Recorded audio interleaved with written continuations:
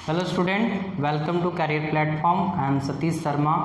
Last class में बात किए थे एक्सरसाइज 1.3 को और आज बात करेंगे एक्सरसाइज 1.4 का कॉन्सेप्ट। आइए बातचीत करते हैं स्टूडेंट। हम लोग नेक्स्ट है topic revisiting rational numbers and their decimal expansion. Decimal expansion के बारे में विशेष बातचीत करेंगे। हमने अभी तक पढ़ चुका है रियल नंबर्स दो तरह के होते हैं। कौन कौन बातचीत किए थे इससे पहले वाले क्लास में? रैशनल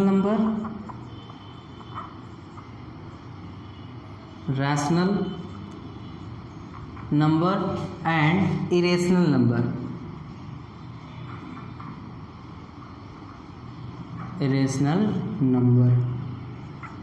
सही है स्टूडेंट। अब देखिए, रैशनल और इरेशनल तो बातचीत कर ही लिए थे, लेकिन नेक्स्ट एक्सरसाइज 1.4 में हमें इससे आगे जाना है। ये दो तरह के होते हैं रैशनल नंबर, हमें दो तरह का पढ़ना है। टर्मिनेटिंग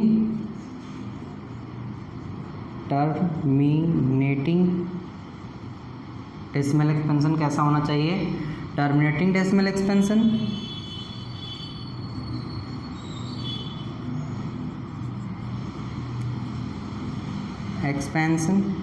और दूसरा नॉन टर्मिनेटिंग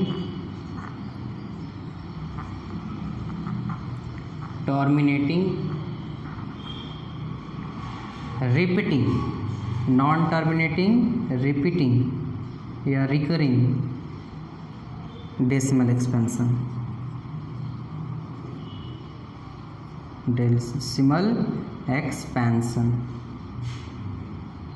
इस तरह से रैशनल नंबर क्या होते हैं? टर्मिनेटिंग डेसिमल एक्सपेंशन और non terminating repeating decimal expansion, दोनों रैशनल नंबर होते हैं। एग्जाम्पल के तौर पर आपको बताते हैं, जैसे कि 0.25, ये देखो फिक्स है। डेसिमल एक्सपेंशन टर्मिनेट खत्म हो गया ना यहाँ के बाद, तो ये क्या है? Rational number. इसको लिखना चाहोगे आप तो 1.4 लिखेंगे, 1.4 लिखेंगे इसको ये p/q के रूप में हो गया, यानी कि रैशनल नंबर हो गया। इसी तर्क पर हम इसे भी कहेंगे नॉन टर्मिनेटिंग रिपीटिंग। 0.3333 बार बार इस तरह से आ रहा है, इसको हम ऐसे भी लिख सकते हैं 0.3 बार। इसको अगर हम रैशनल नंबर में लिखेंगे तो क्या लिखेंगे? 1/3। इस तरह से ये नॉन टर्मिनेटिंग हो गया। इस तरह से आते हैं ना, इस तरह से हमको डेसिमल एक्सपेंशन पढ़ना है। और तीसरा एक होता है इरेशनल नंबर की कैटेगरी में आता है कौन? नॉन टर्मिनेटिंग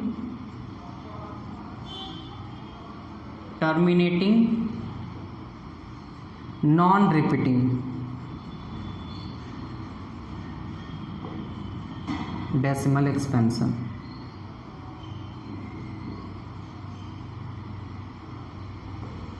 डेसिमल एक्सपेंशन इसमें क्या होता है? एग्जाम्पल के तौर पर जैसे कि 0.12, 0.12, 00, एक जीरो बढ़ते जाएंगे, 1 2 0 0 1 2, इस तरह से बढ़ते जाते हैं। ऐसे नंबर्स क्या होते हैं? Non terminating, non repeating, recurring भी बोल सकते हैं। या जो 22/7 है, जैसे √2, 1.414 समथिंग बदलते जाता है। ये कुछ नंबर रिपीट नहीं करेंगे, अलग अलग आते जाएंगे आपके। ऐसे नंबर्स को क्या कहते हैं? नॉन टर्मिनेटिंग, नॉन रिपीटिंग, है ना? रिपीट भी नहीं होते हैं। तो इस तरह से आपका ये रहा rational number. Terminating decimal expansion पढ़ना है, नॉन टर्मिनेटिंग रिपीटिंग और नॉन टर्मिनेटिंग नॉन रिपीटिंग, इस तरह से। नेक्स्ट करेंगे, 2 थ्योरम है, उसको भी डिस्कस करने अभी हम बताते हैं आपको, ठीक है स्टूडेंट। एक्सरसाइज 1.4 को आगे पढ़ने के लिए 2 आपके थ्योरम हैं। दोनों थ्योरम को एक बार हम पढ़ देते हैं, फिर आपको समझाएंगे दोनों थ्योरम में है क्या एक्चुअल में, है ना? एक बार देखना। Theorem 1.6, let x is equal to p/q be a rational number such that the prime factorization of q is of the form 2n 5 to the power m, where n m are non-negative integers, है ना? Then x has a decimal expansion which terminate इसका मतलब हुआ कि x क्या है, एक rational number है जो p बाई q के रूप में है। x क्या है, एक रैशनल नंबर है जो p बाई q के रूप में है। ठीक है, दोनों समझा देते हैं हम। और ये क्या कहता है ना, इसका जो q है, इसका जो q डिनोमिनेटर, वो कैसे फॉर्म में, उसका प्राइम फैक्टराइजेशन आपको बताए थे इस तरह से, और इस तरह से, कुछ इस तरह से आते हैं, मान लो समथिंग कुछ भी का। प्राइम फैक्टराइजेशन ऑफ q किसके फॉर्म में होना चाहिए, 2 के पावर में और 5 के पावर में। और जो पावर होगा n और m वो नॉन नेगेटिव इंटीजर्स होने, नेगेटिव नहीं होना चाहिए, सिर्फ पॉजिटिव होना चाहिए। जैसे कि ये 2 के पावर 2, मान लो 5 है तो 5 के पावर 3, इसके फॉर्म में आए। 2 और 5 किसी एक या दोनों आए तो भी चलेगा। अगर इसके जो q है, q अगर 2 के पावर n और 5 के पावर m आए, 2 के पावर 5, 2 के power n, 5 to the power n, m के फॉर्म में आए, तो हम क्या कहेंगे कि x क्या है, डेसिमल एक्सपेंशन उसका कैसा होगा, टर्मिनेट होगा। तो उसका डेसिमल एक्सपेंशन कैसा होगा स्टूडेंट, टर्मिनेट होगा। डेसिमल एक्सपेंशन कैसा होगा, टर्मिनेट होगा। और नेक्स्ट बोलता है एक थ्योरम 1.7 का कि let x is equal to p upon q be a rational number such that the prime factorization of q is not of the form 2 to the power n, 5 to the power m, where n m are non negative integers. कि ये बोल रहा है कि x is equal to p by q एक rational number है जिसमें q का जो prime factorization 2 to the power n and 5 to the power n में नहीं आएगा, 2 to the power n, 5 to the power m के फॉर्म में नहीं आएगा, तो हम क्या कहेंगे स्टूडेंट, तो ये कैसा होगा, decimal expansion non terminating repeating होगा। कैसा होगा, नॉन टर्मिनेटिंग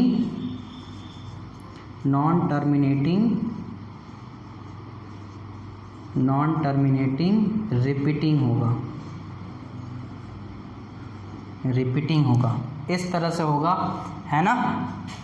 तो यही दो बात समझने थे, इसको हम शॉर्ट में समझाते हैं एक बार फिर से, है ना, एक बार देखना।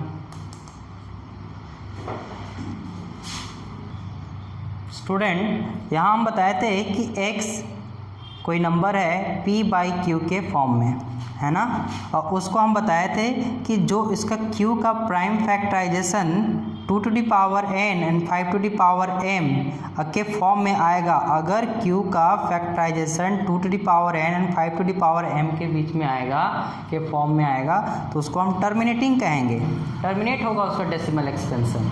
अगर 2 to the power n and 5 to the power m के फॉर्म में नहीं आएगा q का प्राइम फैक्टराइजेशन, q कर चेक करना है, तो हम क्या कहेंगे, नॉन टर्मिनेटिंग रिपीटिंग आएगा।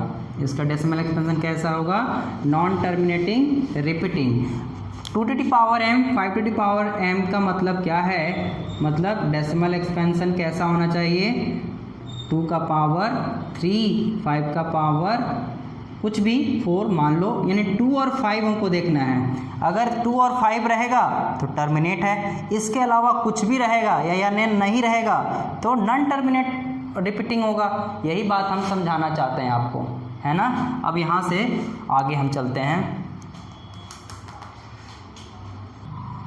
स्टूडेंट, हम एक्सरसाइज 1.1 में एक एक्सप्लेन करना भूल गए थे, उसको हम देखिए आज एक्सप्लेन कर देते हैं। इसको स्किप हो गया था मेरे माइंड से।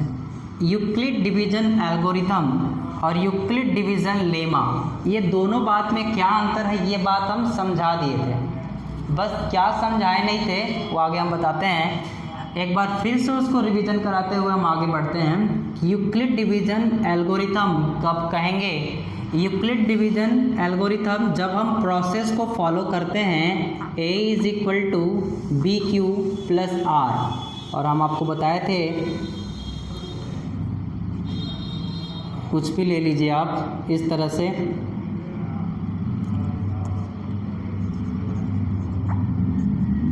एक 135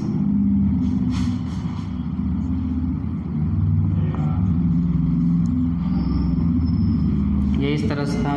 इस तरह से हम जब प्रोसेस में जब जाते हैं तो HCF हमारा कितना आता है, ये वाला पार्ट 45। इस तरह से जब इस तरह से मेंटेन करते हैं तो A = BQ + R लिखते हैं। अब इसमें हम बताए थे यूक्लिड डिवीजन लेमा, जब किसी स्टेटमेंट को प्रूफ करना होता है तो हम क्या लिखते हैं, A = BQ + R where 0 r b, ये चीज़ें हम लिखते हैं। हमने बोला कि दोनों चीज़ें लगभग सेम ही है, बट स्लाइटली डिफरेंस है। ये प्रोसेस में लिखते हैं, जब स्टेटमेंट प्रूफ करते हैं तो इसको लिखते हैं। तो वहाँ हम एक बात नहीं समझा पाए थे, क्या कि ये चीज़ें तो लिख रहे हैं, ये चीज़ें यहाँ क्यों नहीं लिखें, ये चीज़ें यहाँ क्यों नहीं लिखे, तो इसलिए नहीं लिखे क्योंकि यहाँ इसकी ज़रूरत नहीं थी, यहाँ इसकी ख़ास ज़रूरत है, इसीलिए इसको हम यहाँ लिखते हैं। अब देखिए ये रेंज कैसे आया, ये भी आपको हम समझा देते हैं। सपोज आपको हम बताते हैं डिविडेंड है, ये डिविडेंड हुआ। दूसरा, और ये आपका B डिवाइज़र होता है, बताए थे, और R आपका रिमाइंडर होता है, और Q क्या है, क्वोशिएंट होता है। यही होता है ना। A डिविडेंड होता है, डिविडेंड। दूसरा B डिवाइज़र होता है, और Q क्वोशिएंट होता है, क्वोशिएंट, और R क्या होता है, रिमाइंडर होता है। क्लियर है स्टूडेंट। अब देखो तो हमारा ये जो R का रेंज दिया हुआ है, रिमाइंडर क्या हो सकते हैं। सपोज कीजिए आप कि हम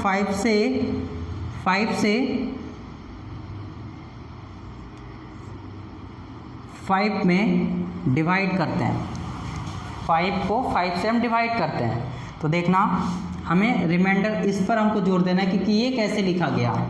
तो हम 5 1 जा 5, 1 टाइम्स जाएगा, रिमाइंडर कितना आया, 0। तो रिमाइंडर कितना आएगा, 0, यानी कि रिमाइंडर 0 हो सकता है। यस। फिर दूसरा हम करेंगे क्या, दूसरा क्या करेंगे, 5 को हम 6 से डिवाइड करते हैं, तो 5 1 जा 5, कितने बच गए, 1। तो 5 से 1 टाइम्स में जाएगा तो कितना हो गया, यानी